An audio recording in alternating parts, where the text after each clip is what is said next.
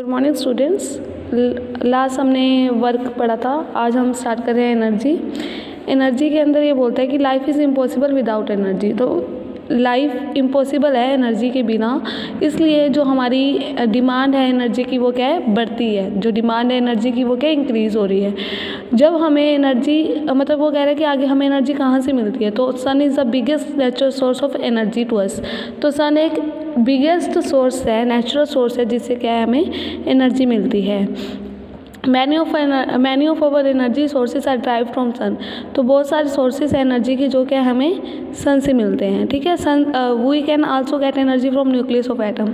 तो हम न्यूक्लियस मतलब कि जो सन है हीलियम का बना हुआ है, तो उसके अंदर जो न्यूक्लियस है ना, तो उस न्यूक्लियस से भी क्या है हमें एनर्जी मिलती है। आगे इसके कुछ सोर्स दिए गए हैं, वो पूछे गए हैं कि कौन कौन से सोर्स हो सकते हैं, वो हम पढ़ते हैं। चलो, the word energy is very often use in our daily life. तो जो वर्ड एनर्जी है वो हमारी लाइफ में बहुत ज़्यादा यूज़ किया जाता है डेली लाइफ में। But in science we give a defined and precise meaning. Science के अंदर एनर्जी का डिफाइंड और प्रिसाइज मीनिंग है, मतलब एक बहुत अच्छा मीनिंग है। Let us consider the following example ले रहे हैं। When a fast moving cricket ball hit a stationary wicket the wicket falls away. वो कहते हैं कि जब हम किसी भी मतलब कि बॉल को विकेट पे मारते हैं तो वो क्या है विकेट गिर जाती है उससे बॉल लगने की वजह से। इसके अंदर मेनली ये हो रहा है कि जो एनर्जी है वो ट्रांसफ़र हो जाती है एक पॉइंट टू दूसरे पॉइंट। जो एनर्जी है वो हमेशा ट्रांसफ़र होती है। पहले वो मूविंग बॉल थी, उसके पास एनर्जी थी, जब वो विकेट पे लगी तो उस बॉल की एनर्जी विकेट पे चली गई, जिससे क्या है एनर्जी का ट्रांसफ़र हो गया। उसी तरह दूसरा दिया हुआ है example, an object when raise a certain height. जब हम किसी भी ऑब्जेक्ट को हाइट पे लेके जाते हैं तो उससे क्या है कि जब हम किसी भी बुक को उठा के ऊपर कर रहे हैं तो हम काम कर रहे हैं, मतलब कि हमारा क्या है वर्क डन हो रहा है। तो एनर्जी के कारण क्या होता है, वर्क डन होता है।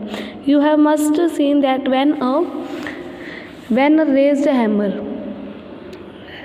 इसके अंदर क्या है कि जब हम किसी कील को जो लकड़ है उसके ऊपर कील को ठोकते हैं ना हैमर से, तो जो हैमर है ना उसको हम पहले ऊपर उठाते हैं। ऊपर उठाने के बाद उसे क्या है नेल के ऊपर प्लेस करते हैं, मतलब कि उसको कील के ऊपर मारते हैं, जिससे क्या है कि वो वुडन के अंदर चला जाए, प्लेस्ड हो जाए। ठीक है, ऑन वुड पे। तो इसके अंदर क्या होता है कि जो हम एनर्जी लगा रहे हैं हैमर को ऊपर करने के लिए, हैमर को ऊपर करने से क्या हो रहा है वर्क डन हो रहा है। फिर उसे जब हम मारते हैं ना हैमर को कील के ऊपर, तो क्या है कि वो हमारी जो एनर्जी है वो ट्रांसफ़र हो जाती है। कैसे, हैमर टू कील। ठीक है, कील के अंदर। We have also observe that children. इसी तरह से एक एग्जाम्पल और दिया गया है, जैसे कि जो बच्चे होते हैं उनके पास वो चाबी से हम करते हैं ना कि उसको एनर्जी देते हैं, फिर वो आगे चलने लगती है। तो एक टॉय कार है जिसको क्या है कि हमने उसके अंदर चाबी भरी, जिससे हमने उसको एनर्जी दे दी। वो जो एनर्जी हमने उसको दी है ना वो ट्रांसफ़र होगी, वो उसकी वजह से वो मूव करने लगी। तो जो एनर्जी है उसे हम ये बोल सकते हैं कि एनर्जी के कारण जो हम काम करते हैं, capacity of doing work is energy. ठीक है, एक तो ये डेफिनेशन हो सकती है, और दूसरा ये कि जो एनर्जी है वो क्या है एक जगह से दूसरी जगह पे ट्रांसफ़र होती है। जो एनर्जी की डेफिनेशन है वो ये है, an object having a capacity to do work is called energy.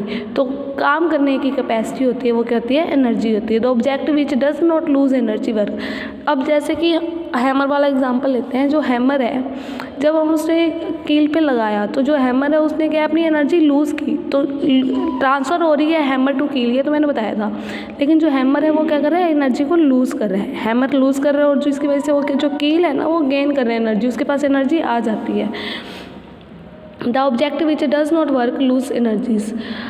जो काम कर रहा होता है ना, मतलब कि जो वर्क हो रहा होता है उससे क्या है एनर्जी का लॉस होता है। और जो work object on the work on done, जिस पे काम कर रहे होते हैं वो क्या कहते हैं, एनर्जी को गेन करते हैं। How does an object with energy do work. An object that processes energy can exert a force on other object. तो इसके अंदर भी यही बोला हुआ है कि एनर्जी जो है एक पॉइंट से दूसरे पॉइंट पे क्या है ट्रांसफ़र करती है। When this happen the energy is transfer from former to the latter. तो एक पॉइंट से दूसरे पॉइंट पे गई हुई है। द सेकेंड ऑब्जेक्ट में move as receive energy and therefore do work.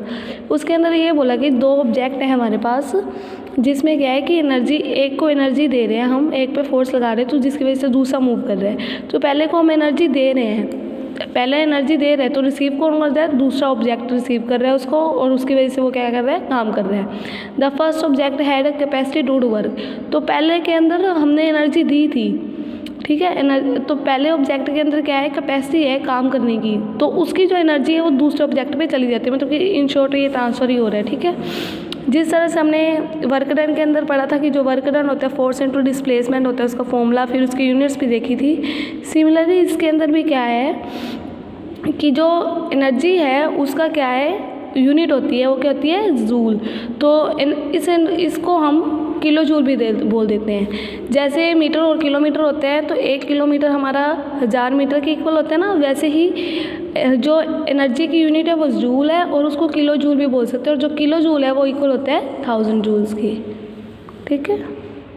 आगे है फॉर्म्स ऑफ एनर्जी। वो कहता है कि जो एनर्जी की फॉर्म्स है वो अलग अलग होती हैं, बहुत तरह की फॉर्म्स होती है, जैसे कि मैकेनिकल एनर्जी जिसके अंदर पोटेंशियल काइनेटिक एनर्जी आएगी, heat energy, chemical energy, electrical और लाइट एनर्जी।